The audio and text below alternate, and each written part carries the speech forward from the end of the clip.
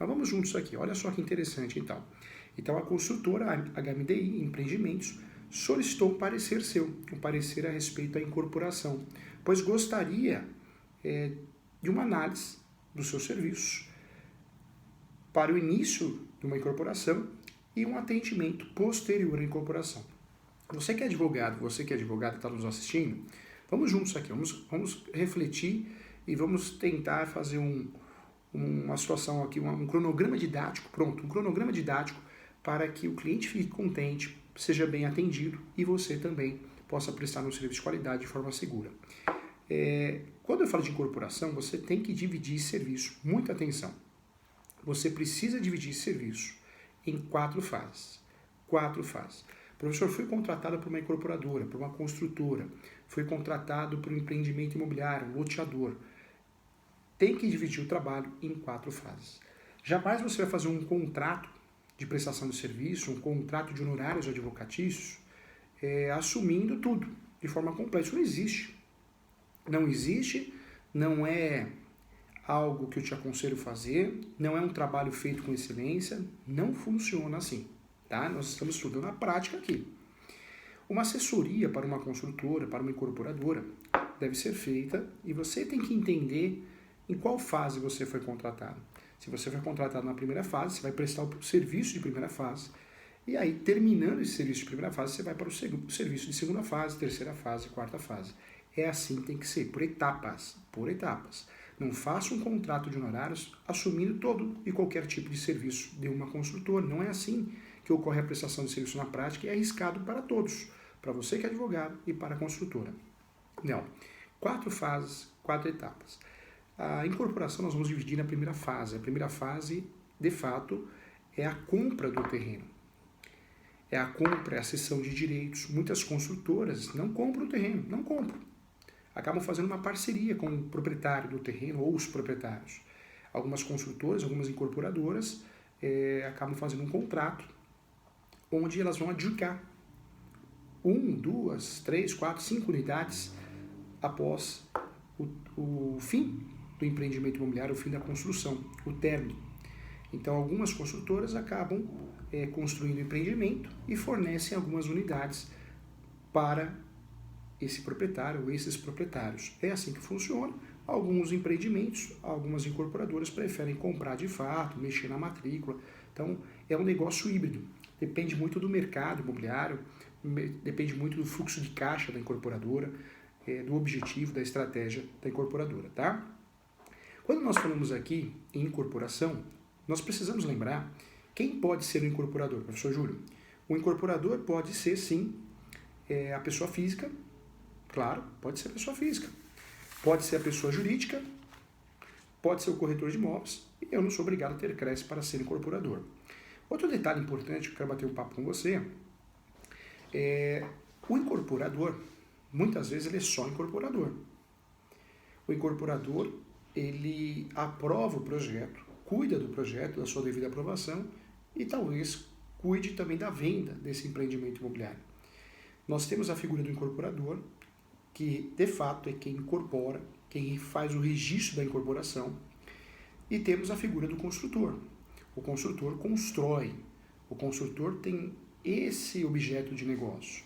Temos também a instituição financeira, que muitas vezes financia o empreendimento imobiliário.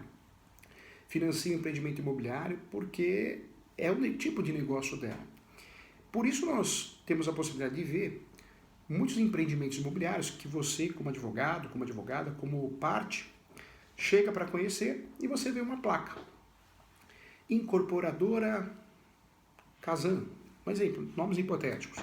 Instituição financeira Itaú, Santander, Bradesco, Caixa Econômica, Banco do Brasil, Safra.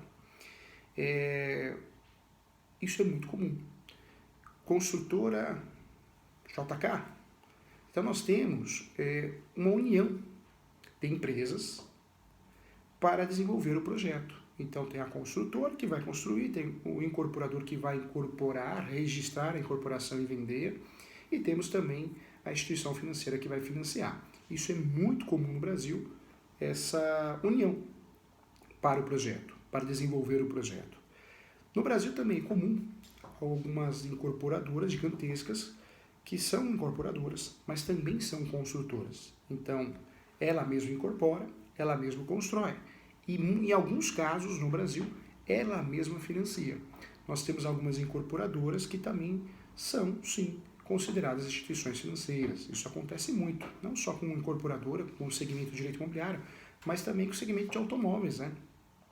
Se você pegar a Renault é a fabricante do veículo, dos veículos, né? Vários modelos, Renault Kwid, Captur, só que a Renault também tem um banco Renault, e dá super certo. Os carros normalmente são comprados 0 km na Renault, muitas vezes você tem a opção de financiar com o banco Renault, a um custo, a uma taxa de juros menor, e você consegue fazer um bom negócio, porque a Renault também tem um banco Renault. Então isso também acontece no mercado imobiliário em relação às construtoras, em relação às incorporadoras, tá? Então ponto importante também. Entendendo quem pode incorporar, e entendendo também por que em algumas situações nós temos um grupo e outras não, temos parcerias e outras nós temos uma pessoa só que é incorporadora, é construtora e é instituição financeira, nós temos que ir para a segunda linha de raciocínio. Nessa segunda linha de raciocínio nós temos a lei, a legislação que vai regulamentar a incorporação. No Brasil, a legislação que vai regulamentar a incorporação é a Lei 4.591 de 64. É essa lei que vai regulamentar a incorporação no Brasil. Apesar de ser antiga, de 64, ela ainda ela foi recepcionada pela Constituição Federal e continua sendo utilizada, assim, no que diz respeito à incorporação. Essa lei também é a lei condominial, mas nós sabemos que o Código Civil Novo ele alterou a vigência de muitos artigos dessa lei. Então nós temos aí a aplicação do Código Civil no que diz respeito ao âmbito condominial, né, a legislação condominial. Mas em relação à incorporação, essa lei continua vigente. Nós tivemos algumas leis esparsas nesse tempo surgindo, como a própria lei nova, recente, a lei do distrato, entre outras leis. Essa questão de incorporação, além da lei nacional, além de leis esparsas, nós temos também que respeitar muitas normas municipais, né, plano diretor, então envolve também um estudo municipal de normas, também importante e relevante. Vamos lá, dentro desse contexto, volta aqui para as etapas. Então, o advogado ele pode prestar o serviço na primeira fase. Nessa primeira fase é uma relação contratual, é uma relação da construtora, da incorporadora, adquirente. A construtora, a incorporadora, ela adquire um imóvel, ela faz uma cessão de direitos de uso, ela faz algum contrato para poder empreender. Então, nessa primeira fase, talvez você, advogado, você atue nessa parte contratual, nessa parte registral. Por isso, nós temos que analisar como quatro fases. Pronto, para ficar mais didático. A segunda fase, nós vamos dizer que é a fase já, sim, da incorporação. Porque a primeira fase, a incorporadora vai fechar com um proprietário, com vários proprietários, para poder unificar uma matrícula e construir um empreendimento. A segunda fase já ocorreu esse negócio, já foi fechado, talvez com a sua participação, já ocorreu a compra de um terreno, a compra de várias casas, a compra ou a cessão de direitos possessórios, ou a cessão de direitos de uso, para, de fato, poder empreender. No segundo momento, vem a incorporação. Então, dentro desse estudo, dentro dessa prestação de serviço, nós temos 4 fases. Estamos na segunda agora. A segunda fase é a incorporação. Para incorporar, o advogado, o operador de direito, o operador do mercado imobiliário, ele vai ajudar com a coleta de diversos documentos. Quando eu penso em fazer uma incorporação, eu preciso, de fato, entregar diversos documentos ao cartório de imóveis. Eu vou fazer o requerimento de incorporação, vou ter custas em relação a isso, mas eu preciso entregar, sim, diversos documentos, muitos documentos, para poder, de fato, incorporar. Esses documentos são previstos na Lei 4.591 de 64. Tem um checklist lá. Se você for no artigo, você consegue fazer o checklist e todos os documentos. Para você ter uma ideia, além do requerimento do cartório, quais são os documentos que você vai entregar? Então vamos lá. Antes dos documentos, para que eu possa requerer a incorporação, eu advogado ou advogada, eu vou ter que, de fato, explicar através de uma planta, um memorial descritivo, e eu tenho que trazer nesse projeto a área total do empreendimento, também a área interna e a área externa. Eu também preciso, dentro desse projeto, explicar quais são as áreas, as unidades exclusivas, né, as unidades, a área comum e as áreas exclusivas. Também isso é muito importante e fundamental, tá? E aí vem uma lista de documentos. Então deixa eu trabalhar aqui nessas listas de documentos aqui. Existem várias listas diferentes, mas a grosso modo são esses documentos. Está seguindo a lei. Porque na verdade eu vou seguir a lei de forma taxativa e, claro, algum cartório, dependendo da região, pode pedir documentos a mais. Então, mas aí são critérios do cartório, tá? Mas a lei tem que ser seguida para que você consiga a aprovação dessa incorporação. Primeiro documento que aparece, então, caso seja pessoa jurídica, cópia autenticada do ato constitutivo. Então tem que ter. Lembrando que as últimas alterações também, tá? Então todas as folhas de últimas alterações. A cópia autenticada do título aquisitivo do imóvel, se tiver, se a incorporadora adquiriu de fato, se não adquiriu a cessão de direito de uso, o acordo que foi feito com o proprietário. Caso seja pessoa física, documento de identidade pessoal do proprietário do empreendimento. Certidão expedida pelos ofícios de protesto, então todas as certidões de protesto, aonde está sediada a incorporadora, se isso for pessoa jurídica, se for pessoa física, também da pessoa física, a gente fala pessoa física, pessoa natural, um nome mais adequado. Certidões de distribuições cíveis, lembrando que as certidões de distribuições cíveis da esfera federal e da esfera também estadual, tá? Certidões de distribuições criminais também, certidões de protesto, então um conjunto de certidões, lembrando sempre da esfera federal e da esfera estadual no que diz respeito às certidões judiciais. Alvará de construção, também, certidão negativa de impostos da União, do Estado, do município, então todas as certidões possíveis tributárias é necessário também. Cálculo das áreas de edificação, esse projeto quem vai fazer é um engenheiro civil, um arquiteto, lembrando que a incorporação, mais que um advogado e uma advogada, o incorporador, seja pessoa física ou jurídica, ele precisa também de uma equipe multidisciplinar, um bom engenheiro, isso eu estou falando na hora do registro da incorporação, no início, né? Eu não estou nem falando na fase venda, que aí também precisa de uma equipe multidisciplinar de venda, boas pessoas, bons vendedores, bons corretores de imóveis. Aqui nós estamos falando no que diz respeito à segunda fase, que é o registro da incorporação, mas não é só o advogado, eu preciso sim de bons profissionais para assinar esse projeto, desenhar esse projeto, tá? Isso também é exigido no cartório, conforme a lei. Avaliação. Aqui também, além do cálculo das áreas de edificação, também projeto de arquitetura já aprovado pelos órgãos. Declaração sobre o prazo de carência. A declaração sobre o prazo de carência é copia e cola, o próprio cartório fornece esse modelo, tá? Esses modelos de declaração você consegue tudo com o cartório respectivo que você quer fazer o registro de incorporação, porque também é interesse do cartório. Declaração sobre o pagamento do preço do terreno condominial. Declaração sobre o instrumento público de mandato. Então, caso, de fato, seja uma cessão de direito de uso, a incorporadora não comprou o imóvel, não é proprietária, eu preciso de uma procuração também outorgando esses direitos, tá? De uso da área. Histórico atual de filiação do imóvel, então histórico de filiação, isso nós conseguimos com o título anterior. Veja que em toda matrícula, transcrição aparece título anterior, você consegue pesquisar a história, a origem do imóvel anterior. Declaração sobre os fatos ideais, ou seja, a construção que vai ser feita. Declaração sobre frações do terreno, isso é a cota à parte. Avaliação do custo global da obra, alguns corretores de imóveis que prestam serviço de perito fazem isso, né? Também um trabalho que é feito, é um relatório. Na prática é muito simples, dá trabalho, mas é simples. Certidão negativa de débito, a CND, também da incorporadora.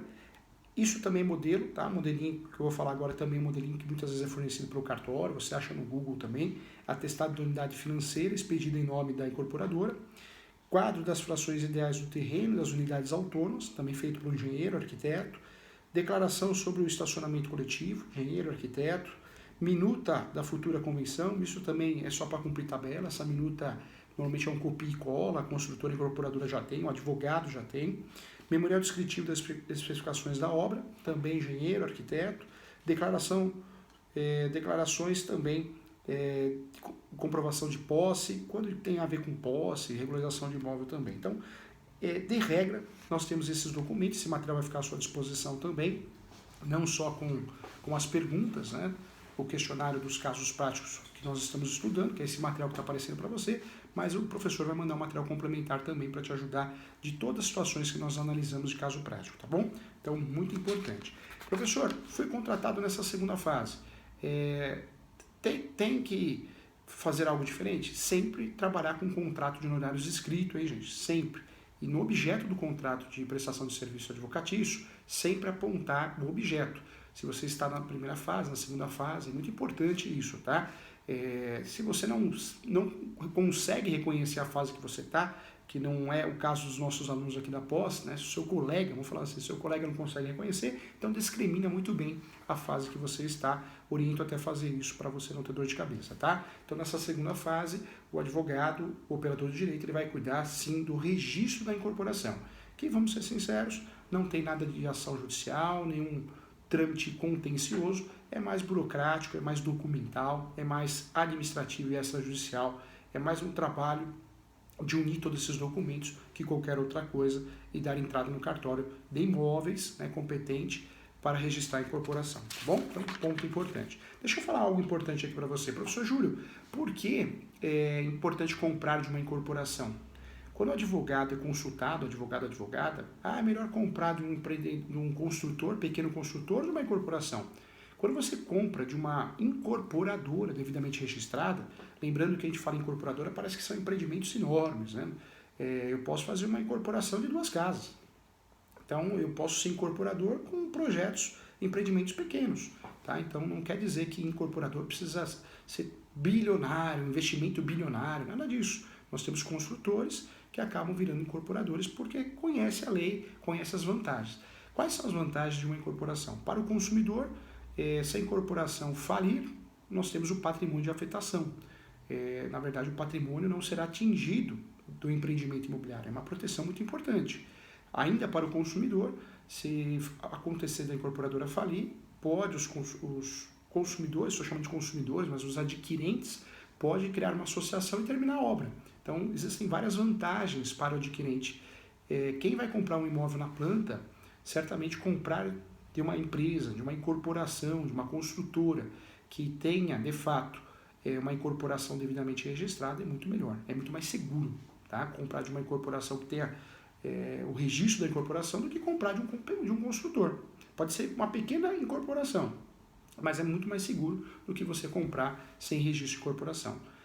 Falo isso porque existem várias garantias. Olha todos os documentos que nós, advogados, vamos entregar para o cartório. O cartório vai fazer uma análise. O cartório vai analisar esse dossiê. Então, o registro da incorporação, muitas vezes, passa por um dossiê, claro, conforme a lei, e isso resolve muitas situações. Tá? Então, ponto importante aqui para a gente discutir na nossa sala de aula aqui. Vamos olhar agora pelo olhar do incorporador. Professor, sou construtor, sempre construí 2 sobradinhos, 2 casinhas e vendi. Por que você me orienta fazer uma incorporação, um registro de incorporação imobiliária? Por que você me orienta, como advogado, orientar o meu cliente a fazer isso? Porque quando nós fazemos uma incorporação, fica mais fácil de vender. Quem tem um pouquinho de conhecimento, quem tem informação jurídica, quem consulta um advogado antes de comprar, vai fazer essa pesquisa para ver se tem uma incorporação registrada e com isso vai ajudar na venda. A venda vai ficar mais célere. Além da venda ficar mais célere, também para o incorporador, ele consegue com facilidade parcerias, inclusive para financiamento imobiliário, diferente do pequeno construtor ou do grande construtor que não faz incorporação, registro de incorporação. Talvez ele não tenha tanta facilidade para empréstimos, parcerias para financiamento imobiliário, tá? Então, também mais uma dica importante aqui, tá bom?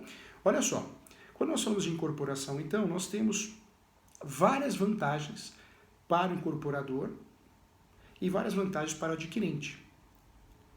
Então, olha a importância da incorporação. Professor, mas o custo é muito alto. Vou ser muito sincero. Alguns colegas advogados, alguns colegas operadores do direito, algumas advogadas, orientem o seu cliente. Não, depois você transforma em condomínio, porque dá.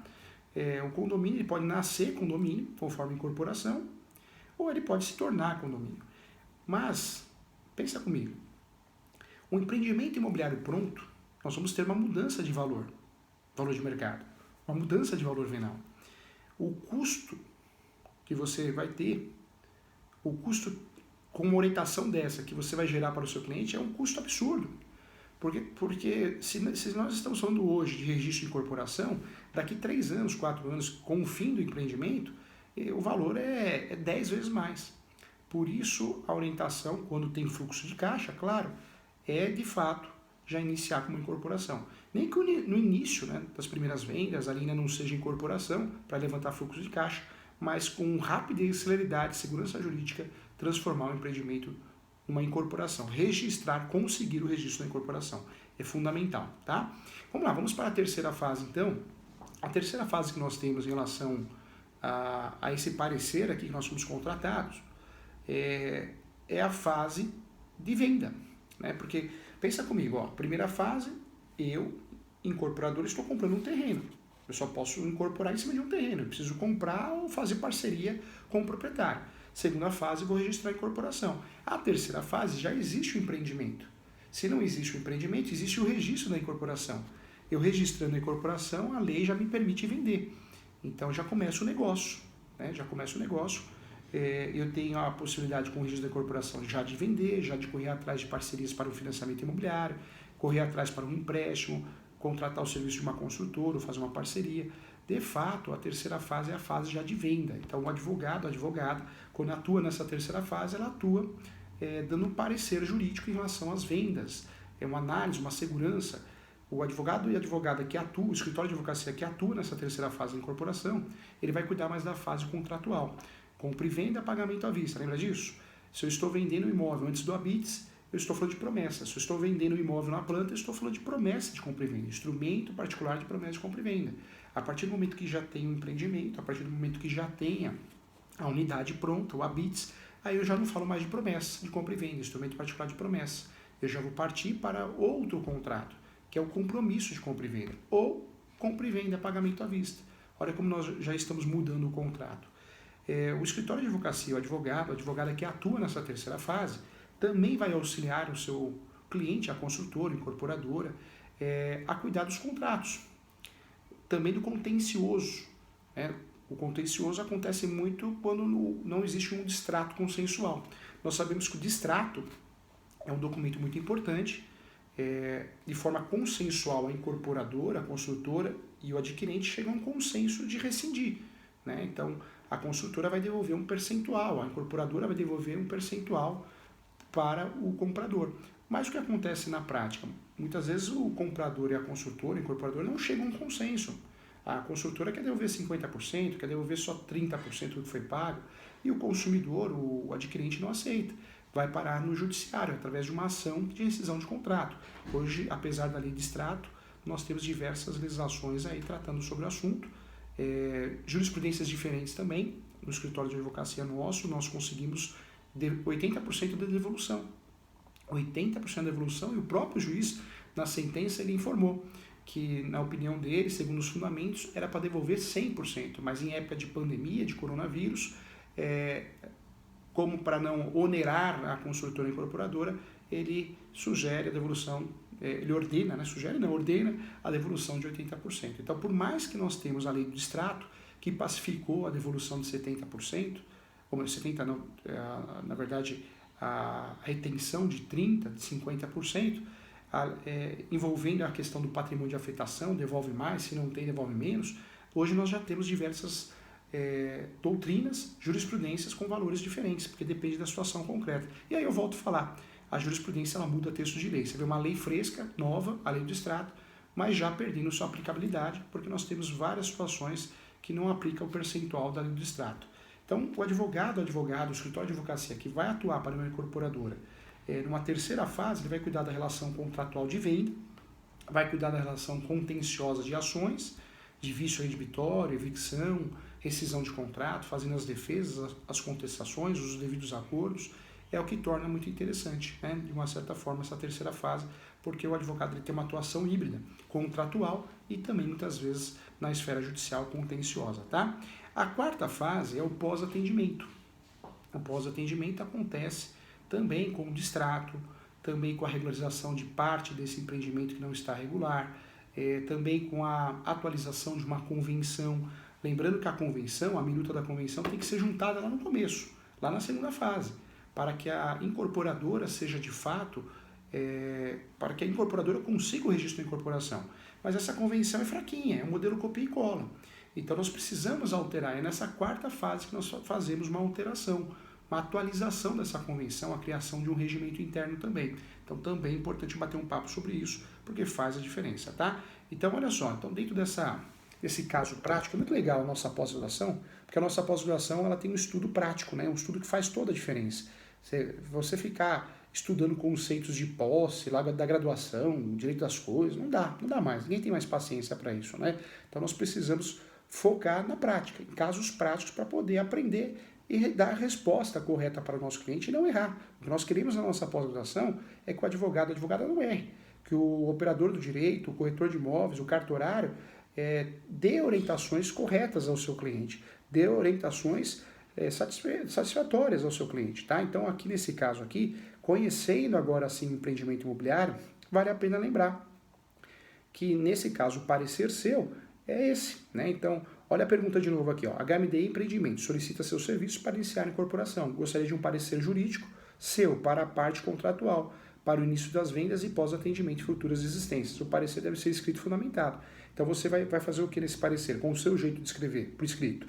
É importante lembrar que os serviços jurídicos em relação à incorporação são divididos em 4 fases. A primeira fase é a parte negocial em relação ao imóvel, contratual, registral. A segunda fase, o próprio registro da incorporação, onde a lei obriga a juntar todos esses documentos, né? Então, esses documentos que nós falamos aqui, cumprindo a legislação 4.591 de 64.